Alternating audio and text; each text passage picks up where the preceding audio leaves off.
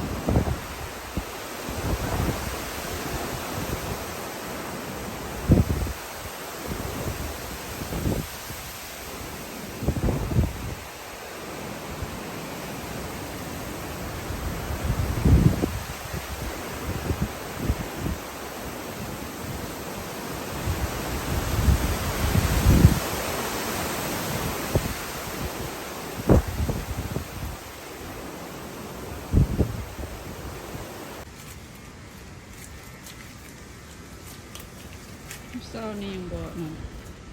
โอ้หลังบ้าน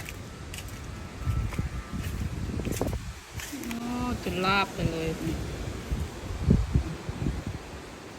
ต้นนั้นจนเฟือไปโอ้ยแมวไปยวนปองเอี้ยมคุณแมวน่ะแน่ปองเอี้ยมคุณน่ะแมวน่ะไปอยู่ปองเอี้ยมคุณเนี่ยงอยอยู่ปองเอี้ยมคุณเนี่ย เข้าไปอยู่ในเราเศร้าแล้วก็ โอ้หลังคาก็มีแต่ใบไม้หลังคาหัว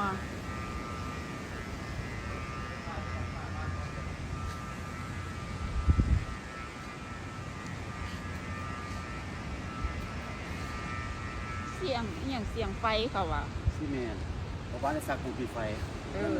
มีไฟตรง ที่แม่นโค้งนั้นคือบ่มีไฟบ่มีเสียงนะ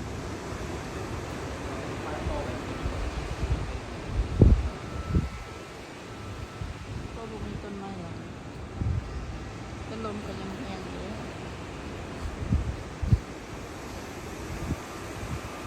ฝนตกอยู่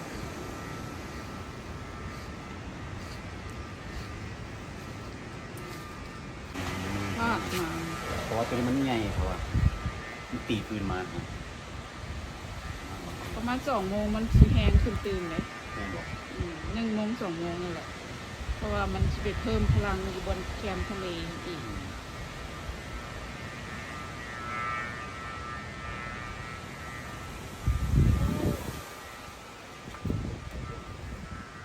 เดินทางลินตัวนี้รถไปเลย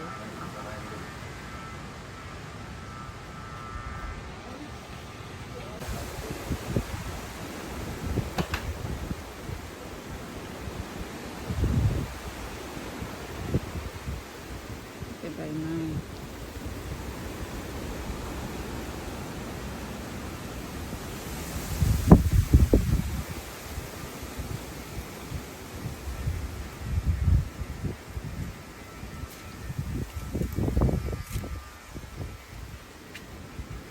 อันนี้บ่เป็นอย่างไรเพราะมีหัวกั้นนะ